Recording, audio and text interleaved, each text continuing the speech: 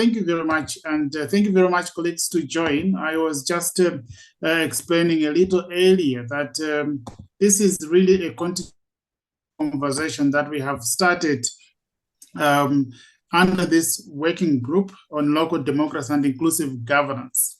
The first conversation happened towards the end of last year. And in that conversation, we started to open up this series of conversations around deepening our better understanding of what we call local governance or local democracy or inclusive governance. The idea of these conversations is really as a community of practice to ensure that we share different perspectives and different experiences with respect to local democracy. We all agree, and many also would agree, on the importance of local democracy, but it's not the case that we all share the same understanding, or indeed we can share the same understanding in terms of what we mean by local democracy or inclusive governance. So in this working group, we thought the best starting point for us as making contribution to this discussion is really to start from the basics. Let's unpack the concept of local democracy and inclusive governance, but let's do so by acknowledging that we are in a very diverse global world, and that what potentially can be called local governance or local democracy in the southern part of the globe may not necessarily be the same or bear the same features in the northern. And therefore, it would mean that when we talk about we are working towards deepening local democracy or inclusive governance, we also might be talking about different things, but there's so much we can share and learn together. So following a very successful starting of the conversation, we thought we should continue the debate in today's discussion. We will be looking at further exploring local democracy from diverse perspectives. And in this particular context, we are very much delighted, I must say, that we could be joined by two eminent colleagues in the field, and they both have very strong academic credentials. But what actually makes this very distinguished panel is the fact that they again bring these perspectives of global north, global south. And I will shortly be inviting them to be speaking to us, and I would give them the pleasure to just briefly talk about themselves and what they're doing in this particular area, which is a slight departure from what otherwise I would do to read out their profile. But I do think that we can better connect when they briefly just talk about themselves and how they're making a contribution in this particular area, and then invite them to speak to what we have asked them to do so. We have in this panel Colin Corpus, and I'm hoping that I pronounced that name very well. Yeah? Great. So yes, he's professor.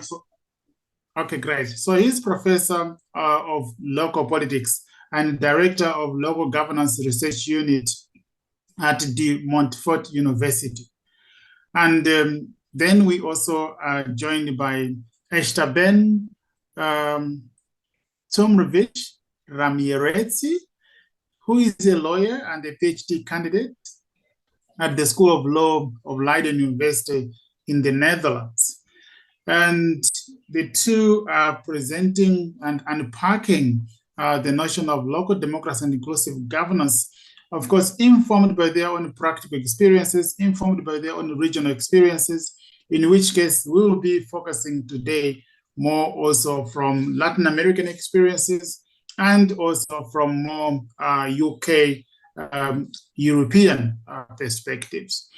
The format, like we did before, those who joined us, will be that we'll give the colleagues at least 10 minutes each to make their introductory remarks on the theme, and then we will open up for contributions. And in those contributions, we would be able to either ask questions or indeed further unpack the themes that we are introducing. And after that, we will be making concluding reflections.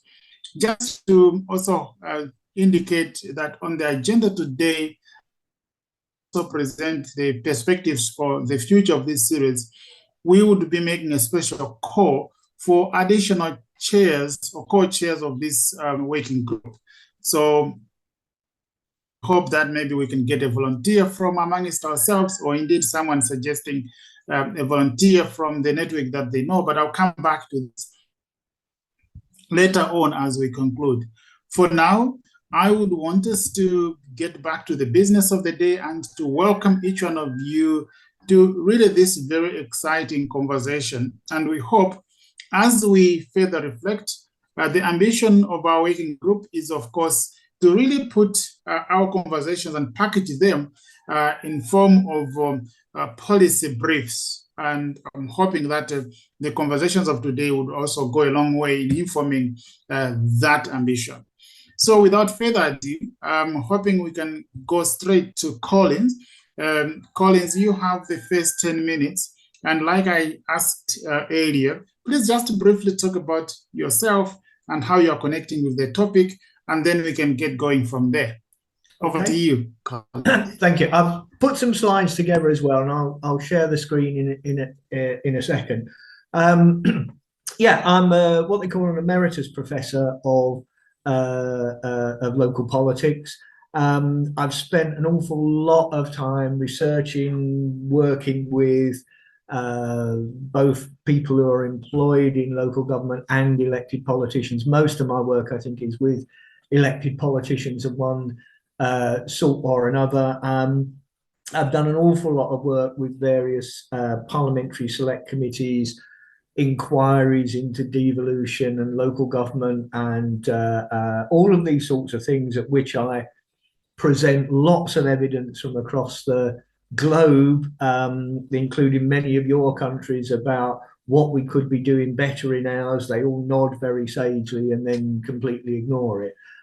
Because one of the things that happens very much, certainly in my country, is governments promise much in terms of devolution and freedoms for local government. Parliamentary oppositions promise even more, but neither of them have yet delivered. So when I sort of start, I think I'm going to really emphasize at the beginning, here's a story from my country which should be taken as lessons in what not to do. If you're looking to decentralize and devolve, don't do what we've done. Do it in a much more open, democratic, and less centralized fashion. And I'll explain a bit about that as I go through these few slides. Can you? I take it, Augustine, is that are these slides visible? Yes, they are from where I am. Yeah. I'm hoping the same for everyone. Right. Okay. So just to kick off, I thought I'd give you a little bit of background about our local government structure. And this background is important because it's what prevents there being any real or genuine devolution or decentralization certainly in England. Local government exists as a creature of statute. It doesn't exist of its own right. Units of local government can be abolished, restructured, merged, reshaped, boundaries changed. The very nature of local government, shape, size, boundaries, powers, roles, responsibilities, are all set by central government. So there's no constitutional right to exist. If government tomorrow wanted to abolish all local government, it could do. And actually, there's part of my research tells me that really is what they'd quite like to do, but haven't yet got round to it. So creature of statute, doesn't have the right to exist. Very, very big. We have by far the largest units of local government across, certainly across Europe. And we've created some very strange councils, both in terms of what they're called and in terms of the areas that they cover.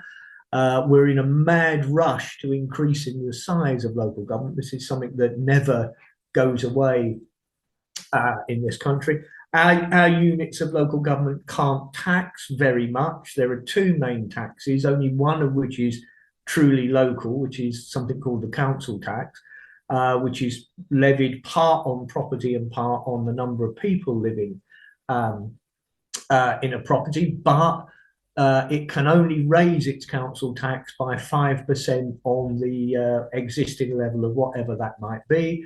Central government can and does cap, prevent local government from increasing its tax take if it wishes to, and linked to that, it can't spend without the centre saying so, setting limits, checking what money has been spent, telling local government where its money has to be spent. So if you looked up a definition of government and local in any decent dictionary, you'd be hard pushed to apply both of those words to local government in this country. But we stick to that term, local government, without really meaning it in many senses. Our local government as well, very much about service provision, not seen as a political entity or a governing entity, therefore it doesn't compete with or is able to defend itself in terms of what the centre wants to do.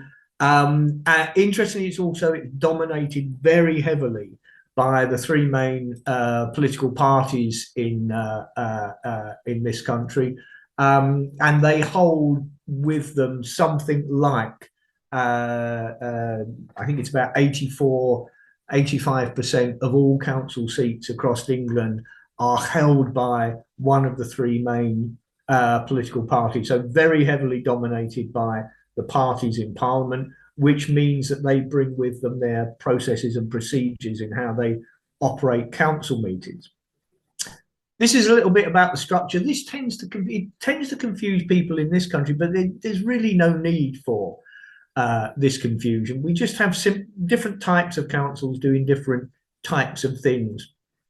So you can see there the Mayor of London, the Greater London Authority, that's the pan-London governing body, below which there are a number of London boroughs, which are the main service providers. Then we have in different parts of the country, what we call the metropolitan boroughs. They're in urban areas, 36 of them, single tiered, providing all services. Then across big chunks of the country, we have a two-tier system with 24 at the moment county councils, 180 plus districts, and these things called parishes, which may or may not exist in certain parts of the country. Then on top of all of that, there are 58 unitary councils, which are similar to the Met boroughs in that they are the only service provider of local government services within their areas. So, people look at this and go, oh, it's very confusing. But I think you have to remember, folk only live in one place. So if you live in one of the metropolitan boroughs, you're not really going to be confused by the fact that there are 24 counties and 180 districts, because they're nothing to do with you. You only live where you live. The structure is designed to give a little bit of flex and sophistication to what councils can do. But there are big arguments about making our councils bigger. And as you can see at the bottom, currently 331 councils. We lost 20 last year because the government decided to merge a number of councils. That gives us an average population of close to 170,000, but there are councils obviously that are far larger than that and some that dip below it. This is just illustrating what I said earlier about the control the parties have. So you've got Conservative, Labour, Liberal Democrat, Green, and then independents and smaller parties.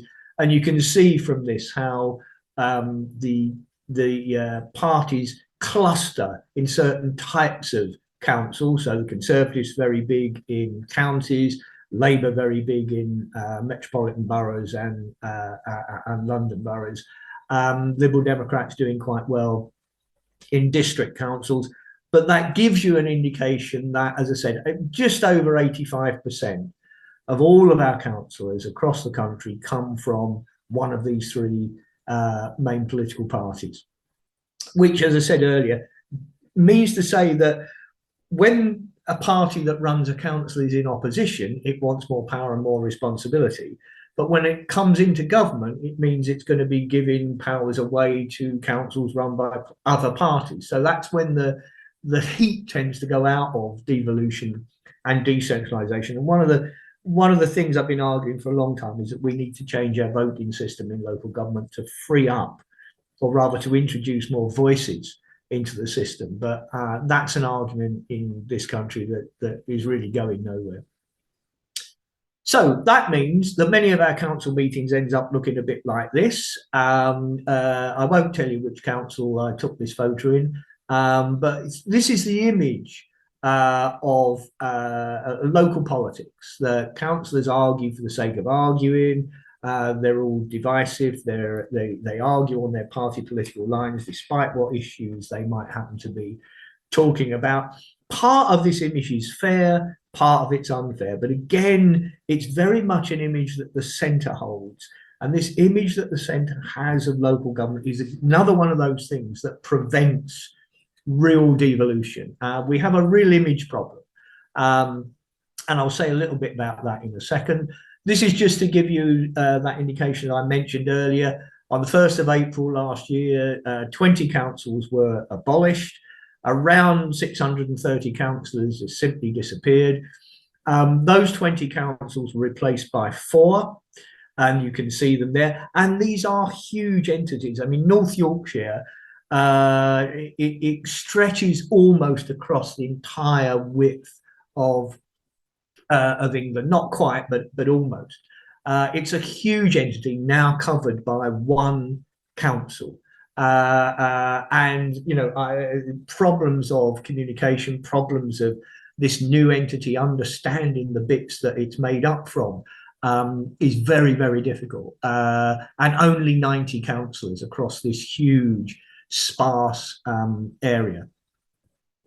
And in part, I thought I'd show you this because in the last reorganisation, there's a campaign started on the 1st of April because people were complaining that they were put in the wrong council. People were saying in this town called Penrith, we're in Cumberland, not Westmoreland. Well, unfortunately, you're in Westmoreland because that's where the government decided your town would now rest. We occasionally get these sorts of things. There is a lot of local loyalty, a lot of local patriotism that exists, but this counts for nothing when it comes for local government reorganisation, and even less when it comes to things like devolution.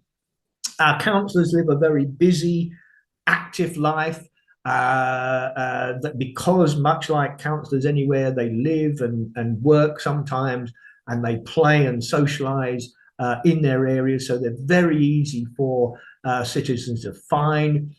Councillors will, and again, I'm sure it's the same in all of your countries, will complain, if you like, that the public see very, very few boundaries between councillors' personal, political and social lives. They will come up to a councillor in the shops or in the pub or wherever while they're trying to get away from some of that work. It does mean to say that our councillors are on duty 24 hours a day almost. Phone ringing, emails, social media made it very much more easy to contact people. Most of our councillors are part-time, so they have to work, they're raising families, but they get very, very few resources to assist them and help them in doing their job. So it's a really problematic role, but one that people willingly take on. We don't have a shortage of people who want to do this job. I thought I'd show you these because this is what I call councillors in their natural habitat, basically looking miserable and pointing at stuff. Again, I'm pretty sure this is your experience, or basically what this means is councillors are in their areas. They're showing to their electorate in these photos that they know what the problems are and they will go away and do and solve them. I've got a few more of these. I just collect these because they're nice examples of councillors being rooted in their areas. Here's a few here of members, councillors pointing at stuff and looking miserable. And there's a councillor with a Dalek there, which I just thought was a nice photo. But this all roots them in their areas. What people don't see behind these photos is that these councillors are, before they've come into these areas and pointed at stuff and looked miserable, they're dealing with how to reduce a local authority budget by £3 million. They come into their areas, they then go back and deal with more complex, intractable issues. Lots of councillors pointing at stuff. You can see there one councillor has decided to get a huge great arrow and point at this huge patch in the road that hasn't been fixed. And I think if I remember rightly, yep, there we go. There's my gallery of councillors with Daleks. If you ever come across a photo like this, let me have it.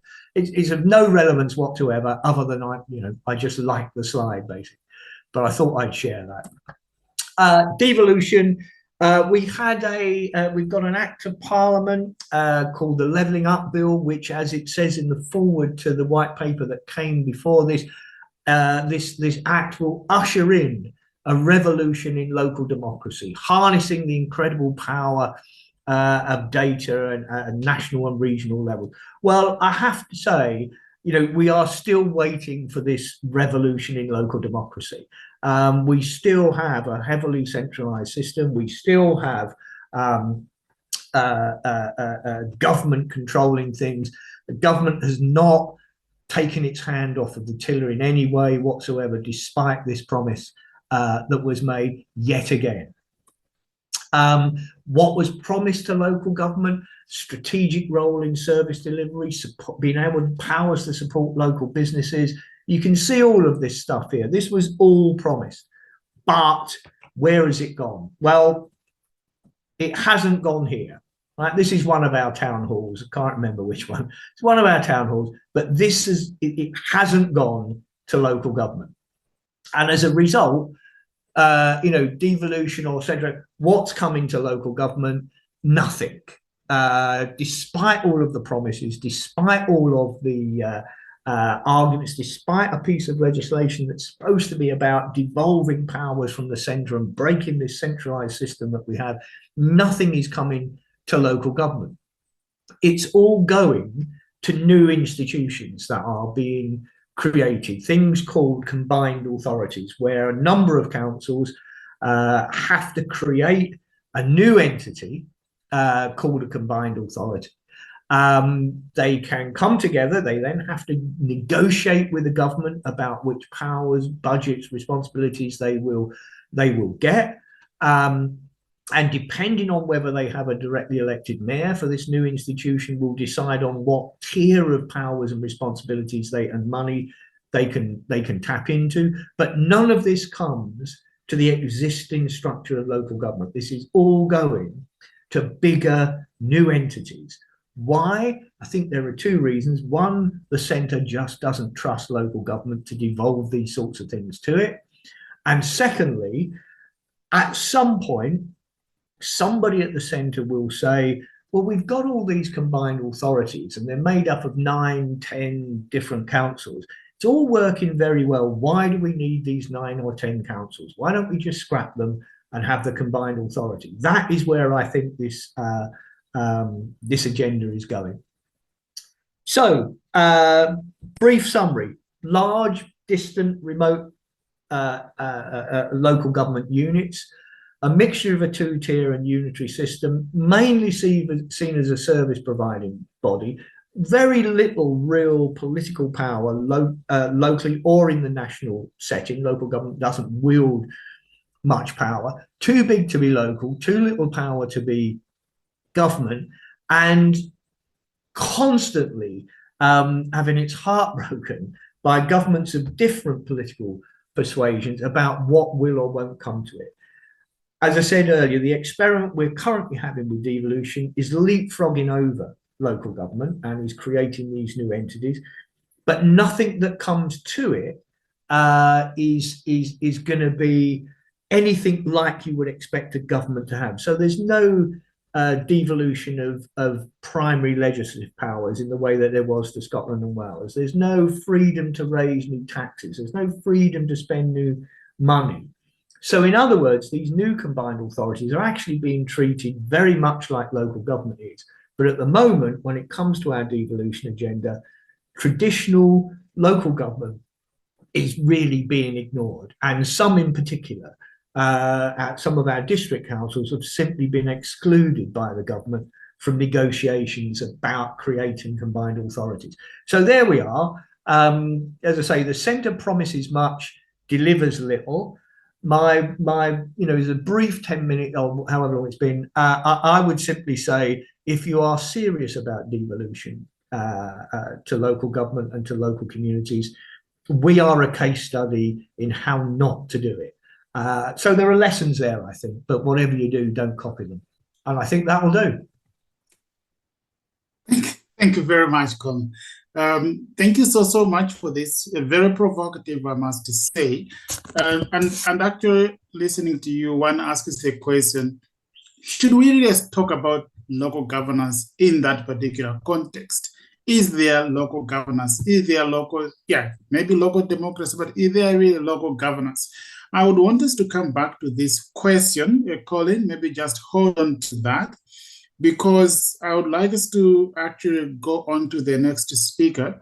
And maybe just a small clarification to those colleagues that would have seen the agenda, that I actually slightly tweaked the agenda without consultation, much to potentially to the annoyance of colleagues. But let me just explain what happened now in real practice. So I thought we would want to get these two perspectives from around the world, and then we'll come back to the LP SA Secretariat for a more kind of academic exploration in terms of the state of affairs of local governance institutions in Africa. And I'm keen to take that presentation last, because I think one would also have to take into account that whilst Colin paints the picture bleak for the UK and the experience they have had, we also have to acknowledge that the design of local governance of the UK has informed a lot of what we call local governance in the global south, based on historical realities. So I think it would be good to hold on to the presentation by Nick, who I will be introducing at that appropriate moment, to also just really finish off with these world perspectives, and then we come back to the reflection on the state of local governance and local institutions in Africa. If you do so agree, and of course, if Nick is prepared to hold on, because I see some logic in that, because I think it would be good to see to what extent some of the developments happening in the UK, for instance, have informed the state of local governance in Africa, and to pick it up from there. Being moderator, you have to be very quick to accept your own decision before someone says that's not the right way to go. So I assume we have agreed on that. And therefore, I would like to move on to Chile, to invite Eshtaben to really take us through some perspectives on local governance, inclusive governance around the world, but from the perspective of Chile. You have 10 minutes. Well, good afternoon. Thank you so much, Agustin, and thank you to Jamie and the entire team of the Local Public Sector Alliance. I'm very happy to be here with you, and I'm very grateful for this opportunity to discuss some of the developments in my home country. So even though I'm currently based in the Netherlands, working at Leiden University, I'm also affiliated to the Universidad Católica del Norte, that is a Catholic university in the north part of Chile. So I'll be talking about Chile's local government, local democracy, and inclusive governance, which is, I think, the specific topic of our meeting today. And I'll be making a few points. Let me from start say that I will be try to be as much as broad and general as possible, and we can discuss details or go into the more profound nuances of each of the points I will be making. Because for the sake of our meeting, I think it's best to have an overarching and comprehensive perspective rather than to go into more detail of each of the points. And I'll distinguish between what I think are positive developments in the last 15 or 20 years, and some of the challenges or gaps that are presented by these developments. And to a certain degree, I think there's a dialogue, or at least a conversation to be made to what Colin previously introduced. So first of all, I would say in terms of local democracy and inclusive governance in Chile, the legal developments and modernizations of the last 20 years are quite important and have been praised by international institutions like the World Bank or the Organization for Economic Cooperation and Development in recent reports. And this can be seen particularly in terms of citizen participation in public policies at the local level in a wide range of areas. So just to name a few examples, there are laws and public policies regarding participation ordinances, so bylaws at local government, with different instruments, different mechanisms for citizen engagement at the local level. Each local government, so our country is divided in regions, large regions, provinces that are not very relevant, and then local government municipalities, over 300 municipalities. But I will focus on the local level, so municipalities. But each local government has local citizen councils, besides obviously the representatives, the elected officials, the councils, the city councils, and the mayors in each municipality. So I'm trying to introduce the idea of more direct engagement by the citizens, so focusing on local democracy and inclusive governance as a working group. Then each municipality has held also a number of local referendums and other instances of direct or semi-direct participation, consultation to a certain degrees, or citizen initiatives to policies that are on the realm of the power and competences of the local government. So regarding territorial planning, or the management of waste, or tourism, economic activity, and so on and so forth. But also in other areas, we see a lot of citizen engagement at the local level. For instance, very relevant in my home country, and I think it's also the case in many countries in Latin America, is the important degree of direct involvement in environmental impact assessment and system. So each medium, large project that goes into assessment in terms of their advantages and disadvantages for the environment has to also go to a local direct consultation process. And the same happens with territorial planning instruments. So whether they are regulations at the local level, so intermunicipal agreements, but anything that goes into the policies of territorial planning also has to include a strong component of consultation to citizens and civil society. At the same time, I think it's very positive that our country has advanced quite significantly in terms of access of public information. So transparency, access to public information is something that, at least on paper, has grown quite significantly last years. Also, in terms of inclusion of traditionally marginalized communities, especially indigenous people, we have mandatory incorporation of consultation to indigenous people under the International Labour Organization Covenant 69, and particularly in certain regions, this is quite relevant. So the Eastern Island, Rapa Nui, and the Araucanía, where the main indigenous peoples are located, the Mapuche people, this is quite relevant. And finally, it's very positive, and I think it's relevant to say in this particular frame, is that digital inclusion, so digital participation, digital democracy, is very relevant in a country that has the most internet penetration in Latin America, and quite a lot of local governments have taken advantage of the opportunities that the digital democracy presents. But on the other hand, I'm a public lawyer, I dedicate myself to constitutional and administrative law, but I also had some training in political science. So I tried to take an empirical approach to the law.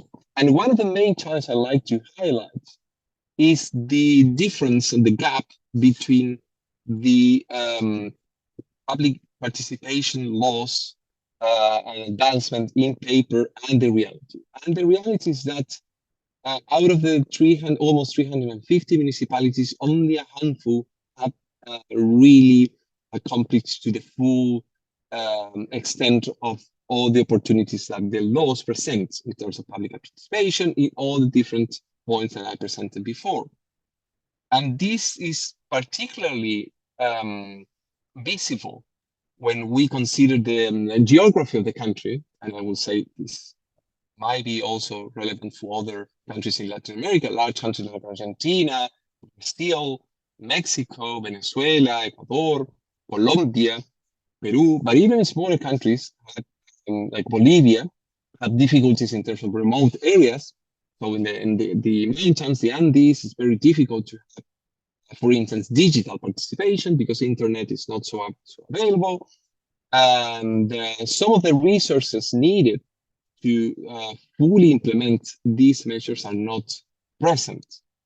Recent statistics show that only 10% or even less than 10% of the municipalities in my home country fully take advantage of the entire opportunity scheme that the advancements in legal terms in public participation, access of information, public information, or consultation to marginalized communities presents. This also connects to the profound territorial inequalities that my country presents. Chile is one of the most unequal countries in the world, so it has the highest GDP per capita in Latin America. It's part of the OECD since 2009, but at the same time, it's one of the most unequal countries in the world. And this inequality represents not only in terms of interpersonal equality, but also throughout the country. So there's quite a lot of differences between regions and particularly between municipalities, between the local governments. So mostly the large municipalities located in the capital, which is in the center, which also concentrates almost 70% of the population, are the ones that really take full advantage of the entire opportunities for participation. In the rest of the municipalities, not only the difficulties in terms of remoteness or access, internet connection, and so on, but also the lack of proper financial resources to really implement, for instance, citizen councils, referendums. So initiatives that really need resources, financial resources, are not present, as well as the technical capacity. So this is why this group is so relevant. And I have encouraged many friends that work in the public sector to join the local public sector alliance, because most of the bureaucrats, most of the public servants, they don't have access necessarily to the technical capacity.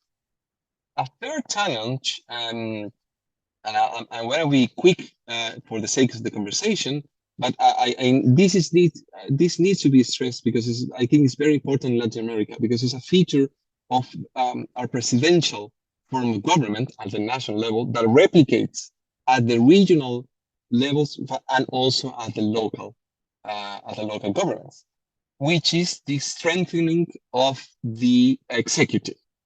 The elected executive, directly elected mayors, are very powerful in terms of the internal organization of each municipality, controlling the agenda, controlling the resources, hiring the key public servants, taking the political initiative, and so on and so forth. And the city councils, which are the deliberative body representative of a pluralistic society at each municipality, are weakened by these relative differences in power.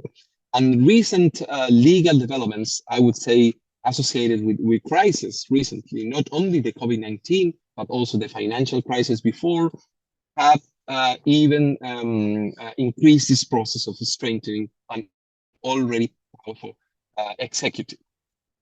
This also has the disadvantage of reducing the avenues of oversight control.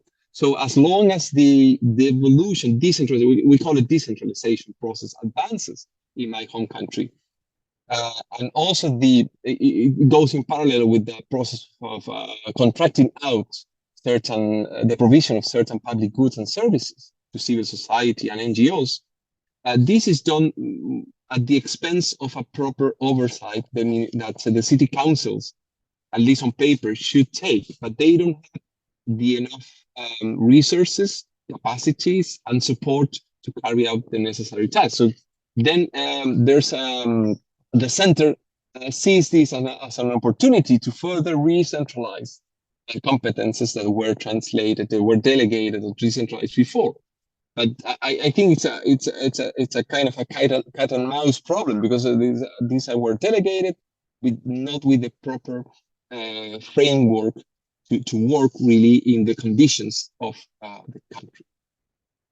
I have a couple of more points. I like to finish, because for the sake of time and for the sake of the conversation, I like to finish with something that I think is very important for our society as well, is that there's, in terms of inclusiveness, I mentioned before marginalized communities, indigenous people, but I have to say also it's very important the gender gap is very present both at the national level, but particularly at the local level.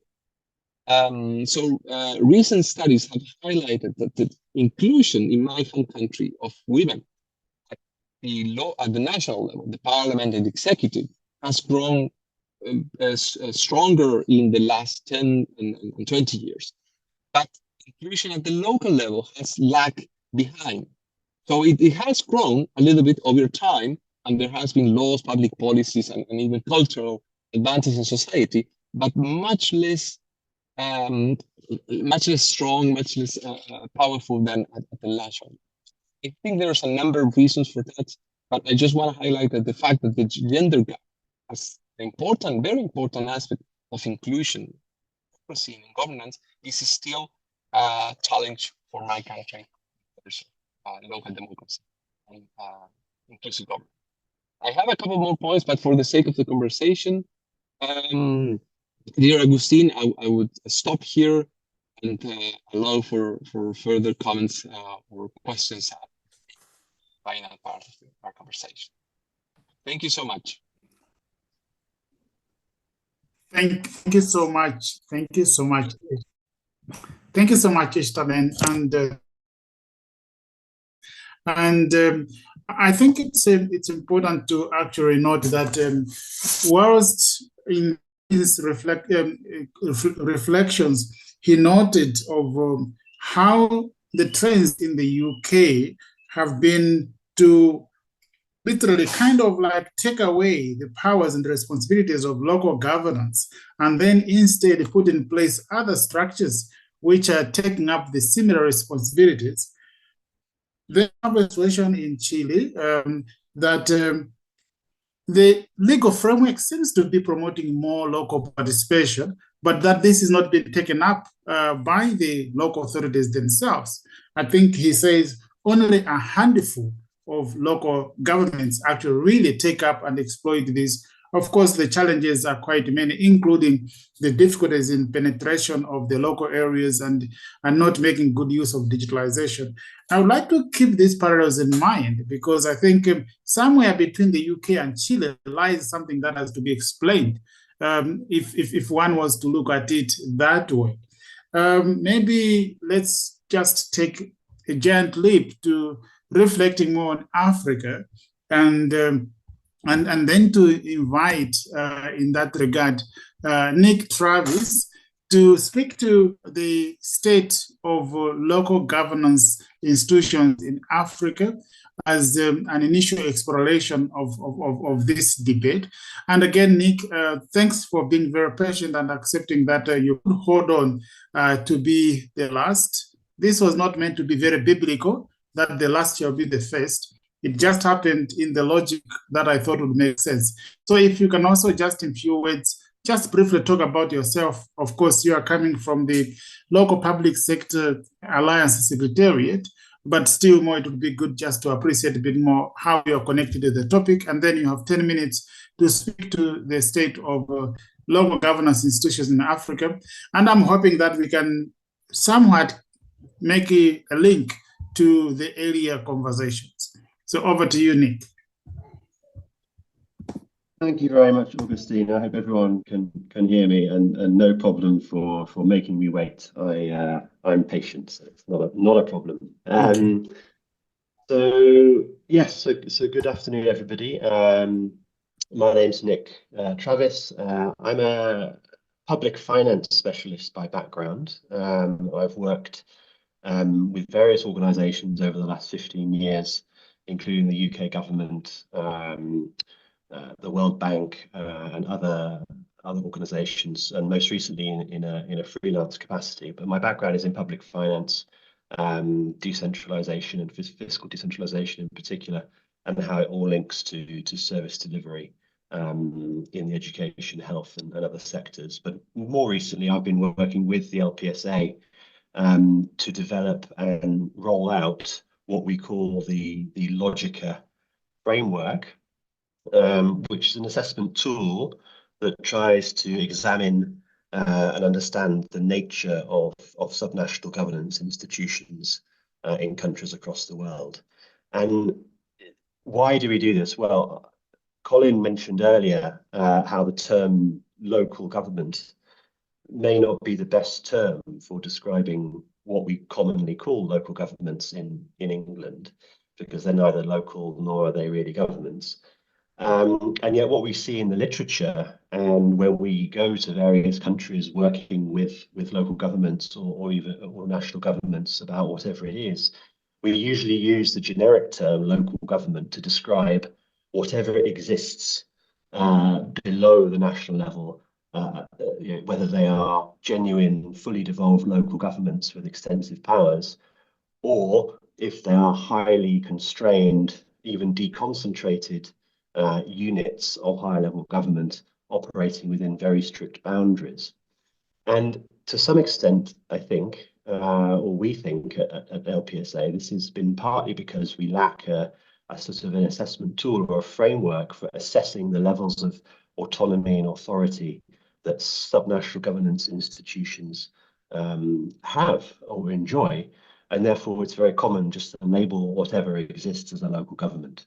So what I'm going to present now is a very brief background to what the Logica assessment tool is, and what we found out when we applied this methodology to 6 countries in sub-Saharan Africa. So I'm just going to share my screen. I hope you can see this now. And I should say this is an initial assessment because we only looked at 6 countries, so it is not a comprehensive or even representative study in that sense. So just very briefly on what the framework is. Overall, the Logica framework provides a set of tools for analysing the multi-level governance structure of a country. And what we've looked at so far is just one component of the overall Logica framework, which is what we call the intergovernmental profile. And eventually, we're hoping that every country in the world will have a profile on the LPSA website, which in a very straightforward way aims to understand and lay out what the structure of the subnational governance arrangements looks like, in terms of tiers, and a bit like Colin's diagram for England earlier. And what the nature of those entities are. Are they really local governments, or are they hybrid institutions or something else? And as I said earlier, this is largely because of the lack of such a methodology, which results in a variety of problems, not least that reformers that come along and try to do stuff ultimately don't address the root causes of the problem that they're trying to solve.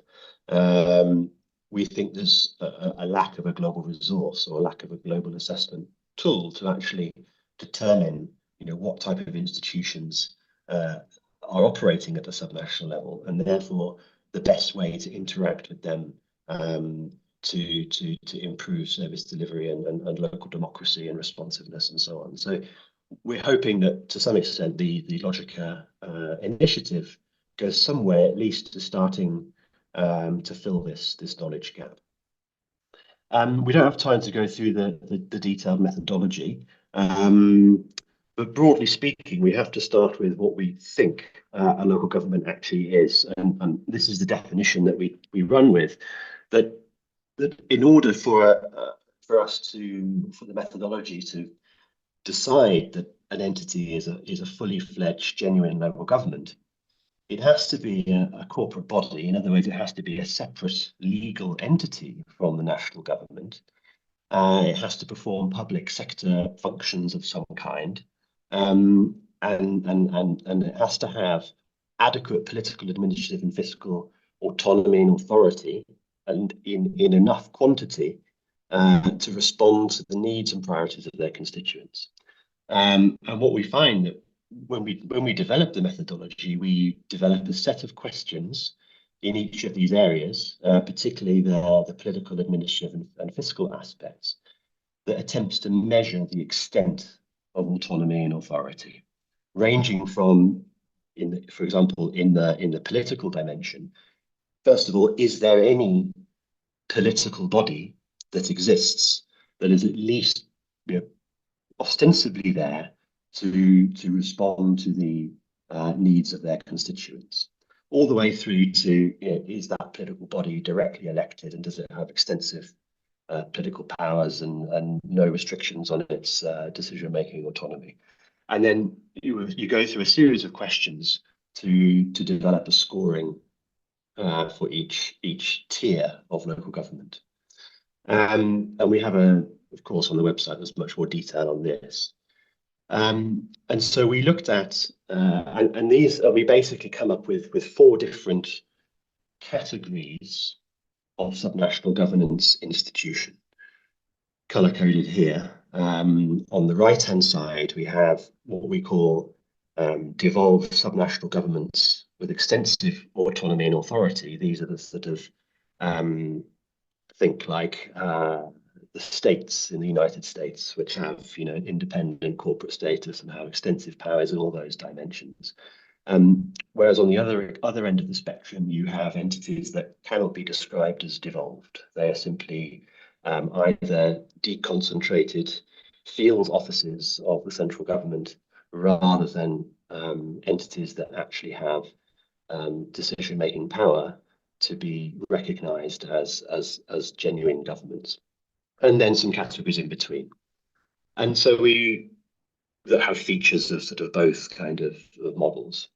And so when we applied this to the Africa region, these are just some of the examples which showed sort of the structure of subnational governance in a country.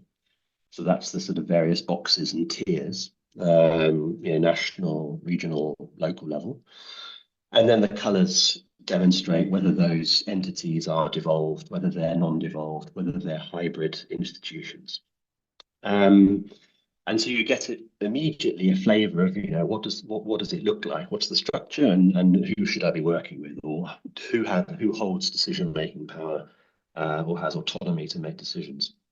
And what's, I think, quite striking by just looking at these 4 examples, I think we have South Africa, Uganda, Malawi, and Ethiopia here, is first of all quite wide diversity in structure. So you have a system in Malawi where there's just sort of 1 layer of local government, versus in Uganda where you have 5 levels of local government, with many different subdivisions at each level. And then the other striking feature is the diversity of the extent of autonomy and authority that these local governments or local government institutions hold. So you see in South Africa, they are genuine local governments with good amounts of authority and autonomy at all levels. Whereas in Uganda, many of the institutions are hybrid at best, and several are non-devolved. And then in Ethiopia, you have some levels that are devolved and have autonomy and authority, and other entities that are non-devolved or hybrid, a real mix there. And yet in common discussions amongst practitioners, academics, whoever, we all call them local governments, even though they are very, very different in nature. And so this is where we think we can add value through contribution to the community of practice in this area. And so the natural question that follows this is, this just, so I'll skip this slide, just shows that we found relatively few local governments in our sample. But the question that arises is, why are there so few genuine local governments? And the answer is that there are quite significant restrictions on autonomy at the local level.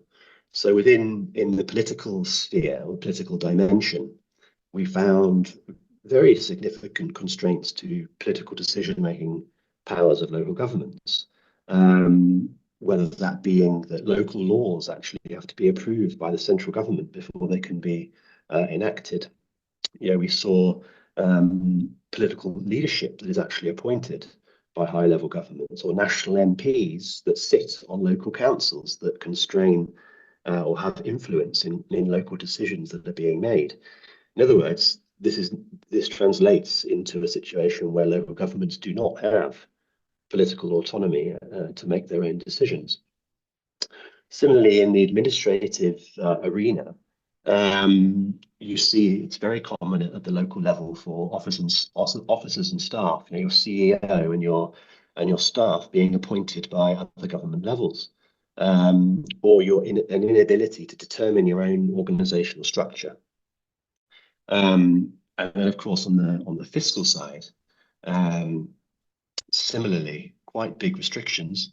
Things like many local governments have their budget adjusted by the higher level government so that it is aligned to national priorities. Or you might have a situation where you rely heavily on fiscal transfers, which is not necessarily uncommon. But if those transfers are provided with very strict conditions, we'll give you all the money, but you have to spend, this percentage on wages and this percent on this and this percent on that, then you don't really have budgetary autonomy to decide how to spend your budget. And so, if a local government in name can't set its own policies or make its own decisions in accordance to the needs of their constituents, if they can't manage their own officers and staff or select them, they can't promote them, they can't transfer them, and if they can't allocate their budget to finance what it wants to deliver, then we think that they should not really be considered to be a real or devolved local government in reality. And sometimes these restrictions are very clearly spelled out in the law. In Malawi, the Local Government Act actually says that the chief executive or the commissioner will be appointed by the minister, and so it's provided in law. Whereas in other countries, what the law says and what actually happens in reality are quite different, and there is a gap between the legal framework and what actually happens in reality. So there's some differences across countries there. And I think when we saw the variety across countries and across different levels of government, it links to the broader literature on the role of local governance institutions, and particularly two specific models that are commonly referred to in the literature. The first one is kind of this bottom-up planning idea, which is essentially a process whereby subnational governments or local governance institutions develop detailed bottom-up plans outlining local needs, but that ultimately decisions are retained at central government. And so you have a top-down budgeting decision-making organ that decides out of all of those bottom-up needs that have been provided by the local representatives. And so therefore you really have decision-making power retained at the top level, but national governments or high-level governments are able to say, well, you know, those local entities have been involved and somehow imply that there has been some degree of decentralization while actually maintaining all of the power at the higher level. Whereas other models of devolved decision making, which are more associated with the on the right there, is where local budgets are actually devolved. And so you do the local planning, but you also make decisions locally about of those plans, which ones you fund and which ones you don't. And many of those funding decisions will be financed by grants or fiscal transfers from national government, which may have some, conditions in terms of adhering to specific public financial management regulations. But ultimately, local governments are able to make decisions on what areas of their program they want to finance and which ones they don't. And I think this goes some way to, so these two sort of polar opposite models goes some way to understanding the variety that we see across the 6 countries that we looked at. But also explain why we use as default this term local government, when in actual fact, in many cases, they cannot really be called governments, but perhaps a better term is governance institution with limited powers or with no powers. And I think trying to tie this into the theme of the working group, this has very serious implications for local democracy and urbanization, particularly in sub-Saharan Africa, which is the fastest growing urbanization area in the world.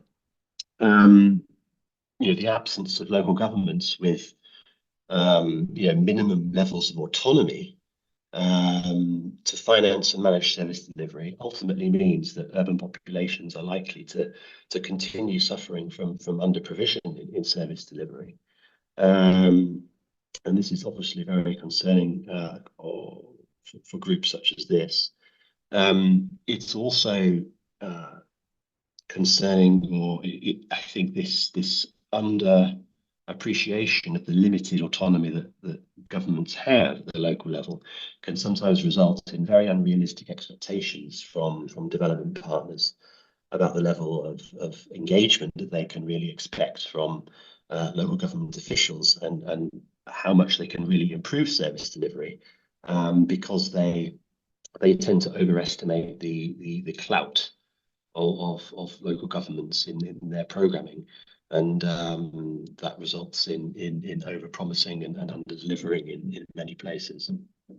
And then finally, just reflecting on this, we look at the structure and the nature of local governance, and by that we mean looking at autonomy and authority.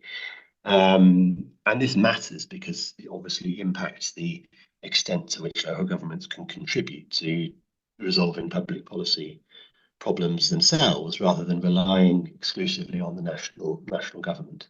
And of course, all the local accountability relationships that exist are tied up in the extent to which they are able to do that. But equally important is the extent of functional assignment, or the amount of responsibility that is assigned to local governments. You may be a fully autonomous local government enjoying extensively devolved powers in terms of political decisions, or hiring your own staff, or allocating whatever budget you have to things that you're able to fund. But ultimately, you could have very few responsibilities assigned to you. And so the level of autonomy is of limited use. In other words, without responsibility, without functional responsibility to work in whatever, education, health, social protection, urban water, if you don't have responsibility to deliver those things, which many local governments that we looked at do not, then it doesn't matter how much autonomy you have in your very narrow set of responsibilities. If it's very narrow, then your autonomy will fail to translate into meaningful empowerment at the local level. And so that balance would need to be rejigged. I think I'll leave it there for now, but I hope that gives us a brief reflection on what we've been doing at LPSA, the Logica framework, how it looks in the 6 countries that we've looked at in Africa so far. And of course, the report, I should say, is more extensive, of course, than what I've been able to convey here. And it will be available on the website soon. We're just finalizing it now, but hopefully that provides some useful background. Thank you. Thank you so much, Nick, for this very useful insights indeed. And as chair, I must say that I'm very delighted with this because it does actually raise a very important question. You observe in one of your slides that if you can't set your own policies in response to the needs of your constituents, manage your own officers and staff to deliver on those policies, or indeed allocate your own budget to finance those policies, then you cannot be considered as a real devolved local government. And I'm just wondering, how would Colin react to this? Is this like a conclusion we are reaching with respect to the state of non-local governance in the UK? What would this mean? I think it's a very rich reflection, because I mean these insights are drawn from Africa, but it seems like the conclusions are just as applicable to other parts of the world. And it would be good to also hear a bit more of how, for instance, Eshtaben would react to these insights. I know that we needed to close the conversation in the next 30 minutes at the max. We do have an opportunity still to reflect further. And in the spirit of wanting to grow the community, I really would wish to have an opportunity also just to know who is calling from where, so we can also appreciate the spread of the participation. So may I ask, when we are contributing, please just indicate where you're calling from. And I should have started by myself. I'm calling from Malawi, where I'm based, and thanks for those insights which cover Malawi also. I can identify with quite a few of those insights. The floor is now open. We will be monitoring both the chats and in this on this platform. May I just request those that would wish to speak to really just indicate by way of showing the hand icon, or indeed by way of responding through the chat. Eshtaben has a hand. Please go ahead. No, thank you, Agustin. Just for the sake of trying to tackle some of the questions that were put in the chat or comments, I think it would be very interesting also to incorporate the dimension of horizontal, as mentioned in one of the questions in the chat, horizontal intergovernmental relations. From my countries and I would say Latin America in general experience, there is a good amount of collaboration across partisan lines between different local governments. And in Chile, at least, there are 2 national associations of mayors and 2 different also associations of city councilors.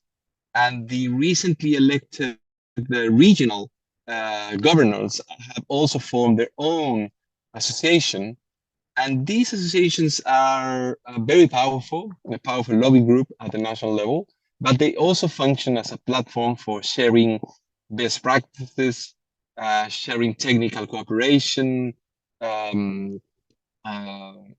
examples, and creating a certain community of practice between the elected public officials, the mayors on the one hand, and the city councils on the other. And as I mentioned, they work fairly closely in terms of not necessarily aligning to partisan lines, which is obviously much more profound at the national level. Second point, very briefly, we haven't been able to mention much, and I think Nick put it in one of the slides, that the strength of local democracy, it's, I would say, also related to the strength and institutionalization and resources of civil society.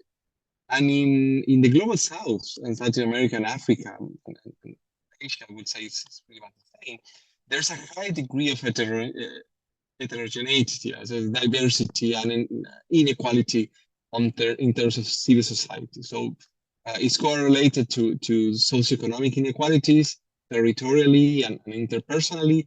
So the large municipalities in the capital mostly have concentrated the NGOs, the civil society, and that also allows them to participate more actively in all the different strands of citizen participation and take a stronger lead in terms of oversight of vertical accountability to the local regional level.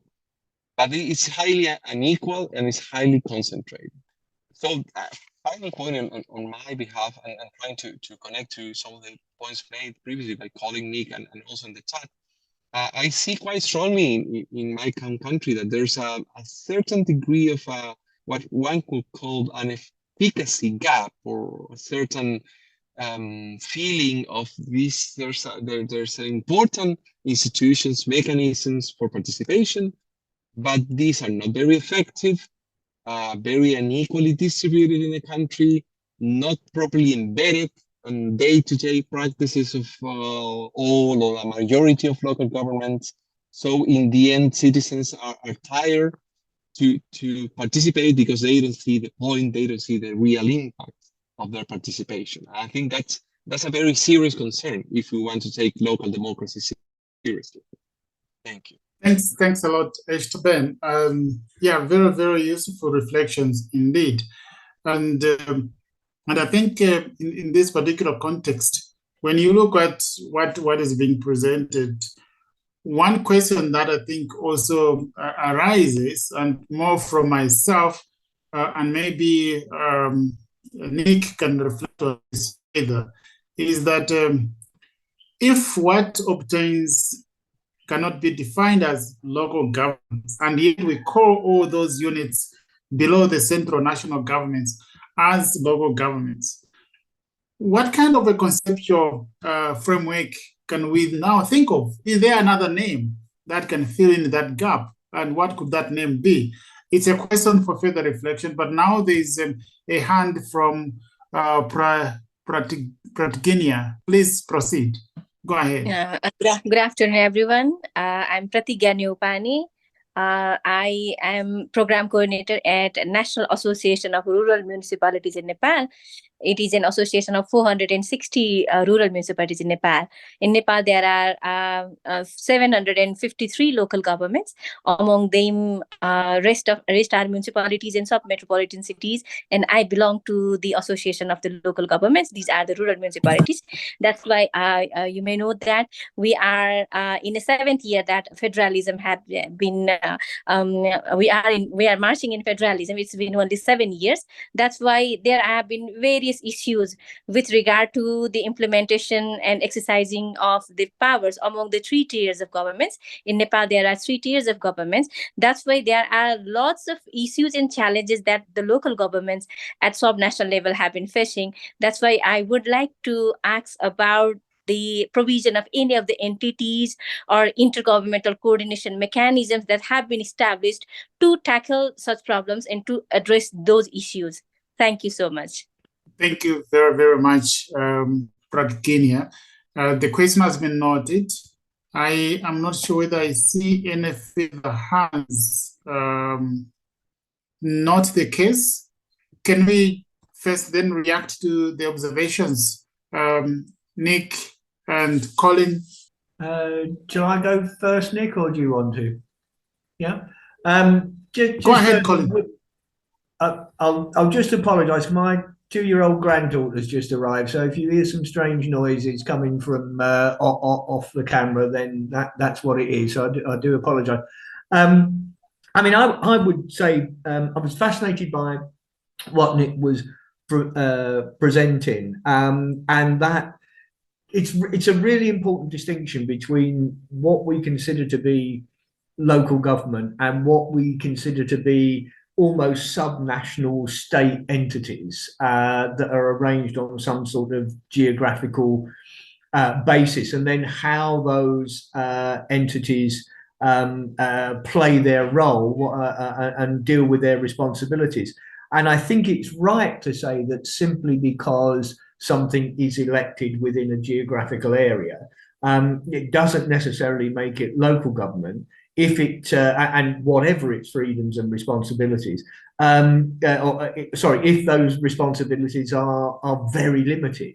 And we can see models of local government across the globe where the responsibilities are the services that are provided, and the abilities to govern in a much broader sense are far wider. Certainly they are in my country and in some of the ones that Nick described as well. So there is a conceptual problem about understanding what it is that we're actually dealing with. And I think anything that clarifies that is really useful, because it helps us then to move from those subnational entities heavily controlled by the centre to a form of ideal type local government. I think maybe that's part of the discussion that has to be brought in as well. What would be the ideal type of local government?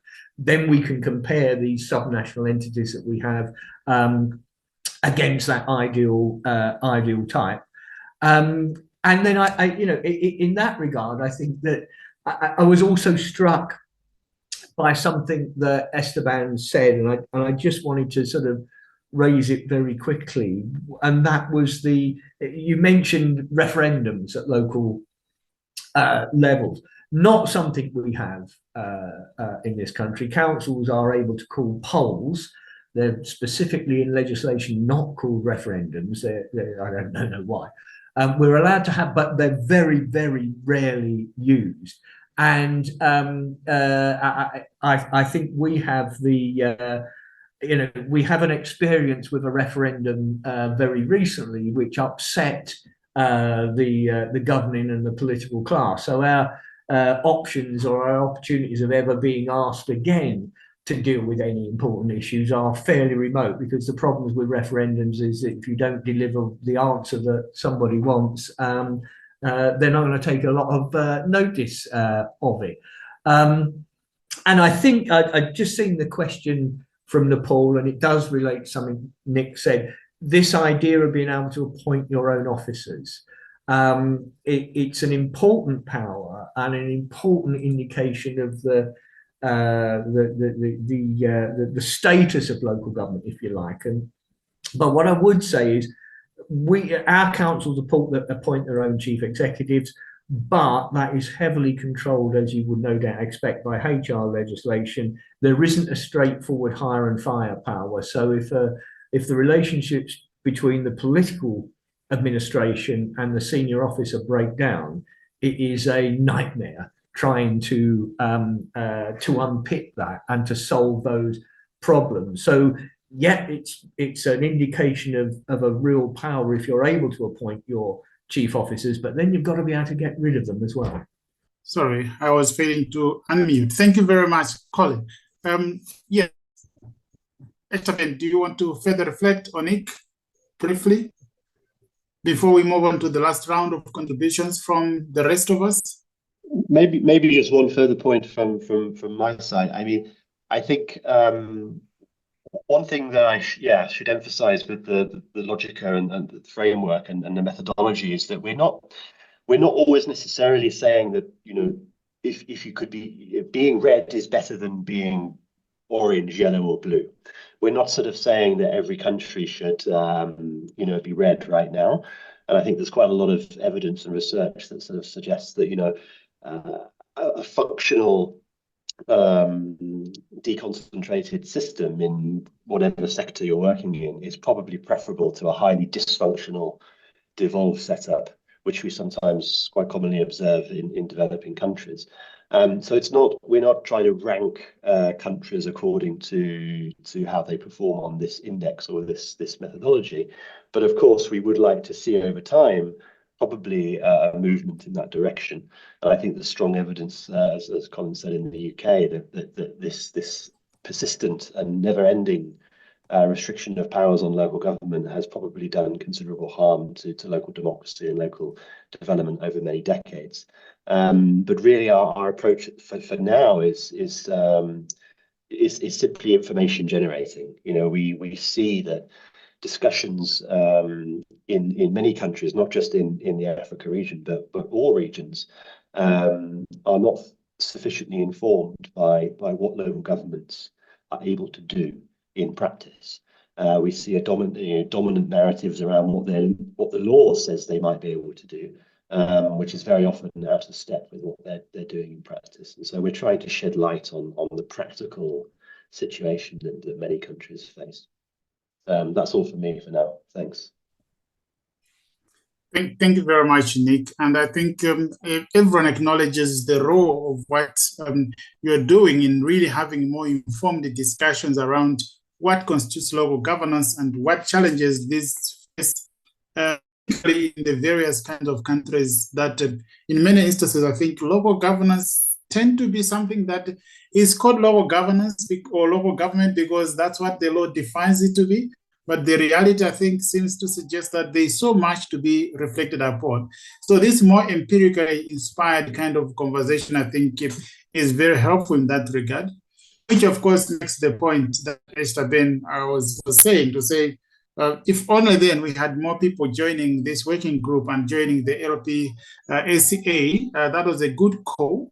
I'll make some reflections towards the end of our conversation, but I think when I reflect myself from where I sit in the global south and in Malawi, we go through various kinds of what we call local government reforms initiatives. And oftentimes you see that, of course, the discussions revolve around, you know, to what extent the power of appointing would have to be vested in the Local Government Service Commission or in the minister. But what I think we kind of miss is what is it that we lose by having those powers in the Local Government Service Commission? Or indeed, what is it that we gain in still having those powers vested in the minister as an argument? And what lessons can we draw from others? So I think these conversations at some point would also be conversations that can really enrich the local government reform debates that oftentimes become a bit more legalistic, but far less informed. So just to acknowledge this. Esteban, any quick reflections? I don't see much.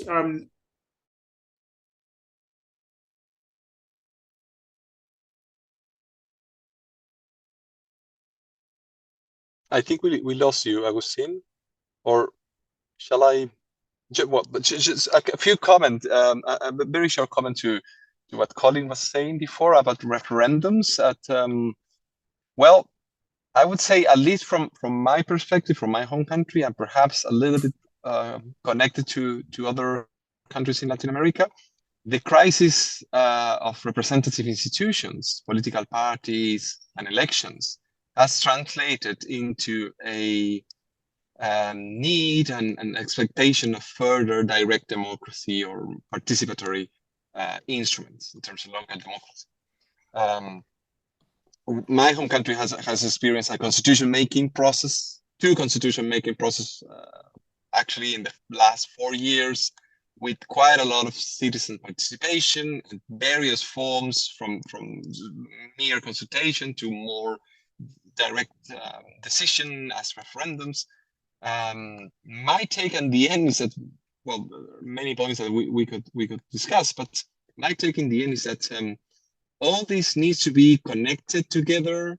So if we were to increase, as in my countries it did in the last 3-4 years, increase quite a lot on the side of participatory democracy, there's good chance that the institutions of representation will react against some of these moves, and that was the case in the constitution-making processes.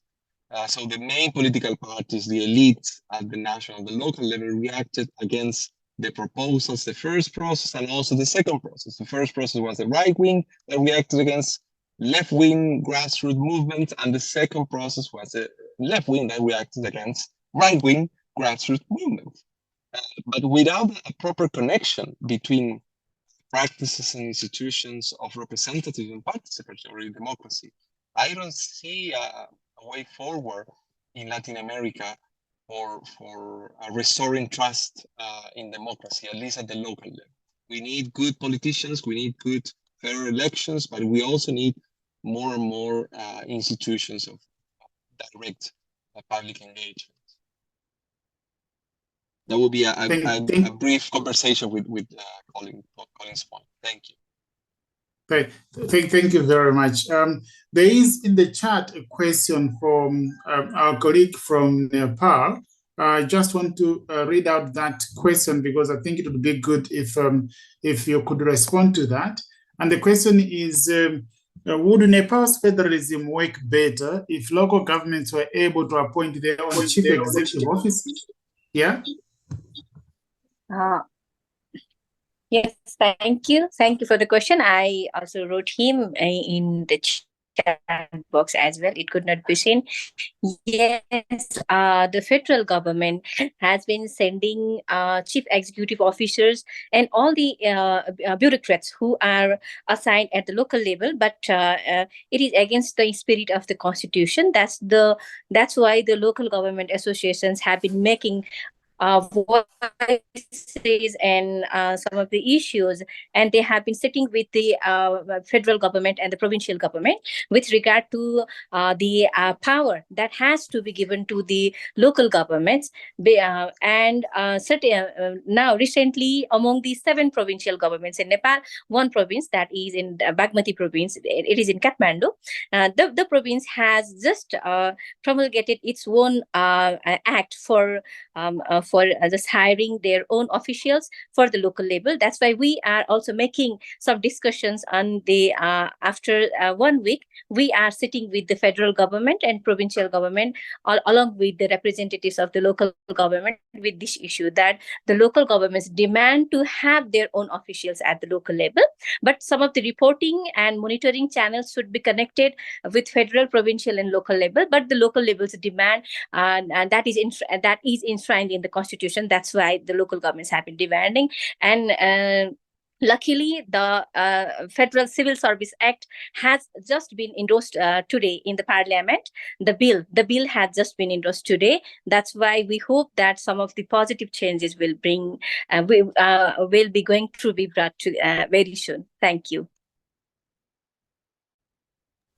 Thank you so much for that. Yes, I saw the response, but I thought that we can all benefit from these reflections also from Nepal. Colleagues, we are almost getting there to conclude, but in these last few moments, I wanted to check in and find out if there are any colleagues from Sub-Saharan Africa who would have been listening in to the presentation, particularly by Nick, and of course, by the rest of the panelists. If there would be any quick inputs, reflections in terms of how you identify with those conversations, also because we would really want to make these conversations very global, very diverse, and very inclusive. We've heard from Latin America, from Europe, and we from also Asia, if I just use these as landmarks. Any colleague from this part of the globe?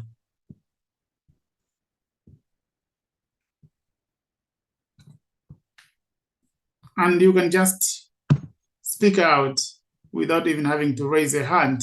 If you can do so in the next second, the floor is yours. Thank you very much. Good afternoon. My name is Jadi Solabelu. I'm calling from Nigeria, and I've been watching quietly for a while now. The webinar is quite instructive. And what we have currently in our country, we have a federation of central government and 37 subnationals, 774 local councils. I am going into the area of local councils when I come back from Hague in July. And I've been working with the donor and World Bank on some of the subnational PFM. The structure we have currently in Nigeria is undergoing some reforms, especially at the local government, where they are now having more power to operate as a local government in terms of finance, budgeting, and their activities. But currently, most of the programs is a top-down approach most of the time. And for a while now, their funds were locked with that of the subnationals. It was just released a few months ago. And I'm believing that with more reforms, the local governments will be able to operate effectively, even though the structure on local government is still very weak. The capacity at the local government is equally very, very, very weak. So when it comes to service delivery, you don't really have much on ground because they don't even, their ability to generate revenue at that level too is very weak. So most of the time they stay on what comes through intergovernment transfer, either from the central government. So I believe with this kind of webinar coming up, and if some of the local government council are able to plug into this, they will be able to experience much more service delivery to the people. But for Nigeria now, we don't have so much at the local government in terms of service delivery. But the most interesting thing is that they are in charge of primary education and up to age 15, I think. Primary education up to the first 3 years of the secondary education. Then they have local government. But most of their functions are also subsumed by the subnationals. So there is a lot of friction between the local governments and the subnationals. And most of their functions also were taken over by local government. In terms of housing, land rents, and all those stuff, they've been taken over by the central government, and leaving them to market development, market management, are part of waste management. So we're believing that with the new reforms going on now, there will be more power to the local government, and with capacity development, they'll be able to do what they're supposed to do so that the people will enjoy more of their services. Thank you very much. That's all. Thank you very much. Thank you. Thank you very much, Jadesola. And I think those indeed are very useful reflections. And in a way, they actually also are the kind of reflections that agree with the observations from one of our colleagues from Nepal, who is not able to contribute directly because of technical challenges. But basically, the observation is that despite having an elaborate legal framework, he's a mayor or she's a mayor, they do face serious interferences from the local government structures. So having a legal framework itself doesn't seem to be a guarantee, again, of an effective local governance. And I think that just underscores further in terms of the importance of these more empirically grounded, assessments, because it would also allow us to really check in and identify gaps between what is pronounced and what is practiced. So thank you very much, Bagadi Kadika from Nepal, for those reflections. Colleagues, I am not sure whether there are further reflections from any of the colleagues in this discussion. It's about 15 minutes before the hour, and I would like us to move towards closure. I will be giving final words to the panelists, and therefore I would also ask Collins, who has raised a hand, to use this moment to also make concluding reflections you have about 2-3 minutes. So let's go straight, starting with you, Collins, and then we move on to Nick and Esteban. Thanks, Evan. I put my hand up because I just wanted to respond to what the mayor said in the chat. I'd be very happy to introduce him to some council leaders in England because they share his frustrations. They will share his problems of interference from the centre. And as a couple of council leaders have said to me, being treated with almost contempt by the centre when they go to meet civil servants and when they go to meet ministers. So I think, you know, what you said in that chat is an international problem, unfortunately. And I suppose just by way of a very quick conclusion, I mean, we're all here passionate about local government and local democracy. It will mean different things in our different national and cultural settings, but it's quite clear, you know, we've already been convinced about the value of local democracy, local inclusion, and local government. Unfortunately, many of the systems within which local government operates, those other tiers aren't, whether they're at a regional level or whether they're certainly at a national level. And I think part of this conversation is about ensuring that those with the power to really localize local government and really give it the opportunity to govern hear what we're discussing and hear some of the evidence that's available. Because this, you know, in most national settings, even in federal states, centres like doing things themselves. They don't like resistance. They don't like argument.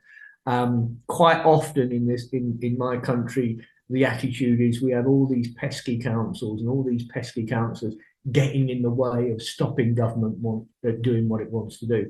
I would always argue part of the job of local government is to stop the centre doing what it wants to do if what it wants to do isn't what people locally want to do. But carry on the good work in this institution, and you know, I wish you a lot of luck with convincing those that have the power to free up local government to do that. Thank you so much, Colin. And of course, you are part and parcel of this challenge. So you are not just wishing us luck. I think you are part, and we welcome you.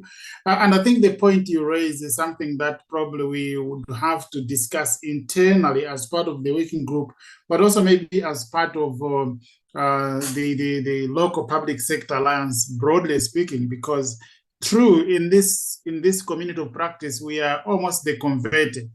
But then we need to actually engage more constructively and proactively with those systems, those actors that are yet to be convinced or are convinced, but for their own political economy, don't really find it possible to even think about devolution as a very effective way of governing. So maybe that's a conversation we need to have internally in terms of how do we bridge the gap between those that have the knowledge, but we have very little power to change anything, and those that have powers, but they have far less knowledge to really help them make the right decisions. But that's a nice challenge for us to take it up. Let's move on to final reflections, conclusions, colleagues, and let's move to Nick briefly. Thanks, Augustine. I'll keep mine, my reflections brief, but it's been really interesting to hear stories of you know, not just challenges, but also some good things about how local governance and how local governments work in, I think, 4 regions. I think we've heard from UK, Europe, Latin America, Asia, and Africa, and it shows the depth and the richness of the discussion that this forum can bring, and it raises very common challenges and issues across countries of very different character, very different levels of income, and it also shows that local governance and local government institutions do not necessarily always improve in their effectiveness as countries get richer, which I think is an interesting sort of avenue of further research. But from the LPSA side, as I said, our objective is to roll out this methodology across all regions, not just the the sub-Saharan African region. But over the coming months, we're doing a lot of work in South and East Asia. So there'll be further updates in that regard soon. And I think we will also be soon finishing a number of profiles in Latin America before moving on to the Middle East and Europe. So we hope that within the not too distant future, we'll have a really interesting set of profiles covering pretty much all the countries in the world, which will hopefully serve as a very useful sort of baseline for comparative research, lesson learning, and further understanding. So watch this space, and I look forward to talking to all of you in further detail in the future. Thanks very much. Thank you very much, Nick, and thanks for taking up the bold step to actually give us the insights into your work, even if you are still working on that. One thing that has come out very clear here is beyond just us having these findings being discussed in this way, we need to bridge the gap, the point Colin has made. So I think, again, I will be picking up this conversation internally because there is a potential there of also having an integrated discussion at some point with the geographical working groups so that we can have these discussions focusing on Africa, focusing on other regions too, but with a deliberate reaching out to those that make decisions. Even if it's still virtual, in person could have been great, but that's a separate conversation. We should continue to welcome ideas in that regard. Esther Ben, I did not even ask as to whether you're calling from the Netherlands or you are calling from Chile, but now you have a chance to clarify where you are calling from today. Thank you very much. The floor is yours. Thank you, Agustina. I am based in the Netherlands, but well, I do most of my research in comparison between the Netherlands and Chile and Italy, which are three unitary countries, but with different degrees of devolution, decentralization. Italy, obviously, in the more regionalist spectrum, and Chile quite more centralized, and Netherlands in the middle. But I'm currently based on the Netherlands. If I may, Agustin, just three brief points from my own little research is that in my home country, at least, whenever there's some national elections, there's always less participation than at the national elections, and even lesser at the regional level, surprisingly, even lesser at the regional level than at the local level. So people participate more in elections at the municipalities and the local unities, or whatever we are going to call them, but at the lower levels, units, and more at the national level. But even so, elections do matter. So they empower elected officials to confront or cooperate with the regional or national governments, particularly the national governments. They empower the elected officials to bond together, to create associations, to cooperate among themselves. So I'll still have maybe a naive faith on the power of political decentralization. But this, at least in the experience of my home country, has to be done in a quite organized manner and quite well funded and gradually in terms of administrative and fiscal decentralization. Because if we introduce only direct elections and not transfer powers, we'll have frustration on the part of the citizenry. And at the same time, if we introduce the powers and the elections and not the proper funds, we will have problems of implementation.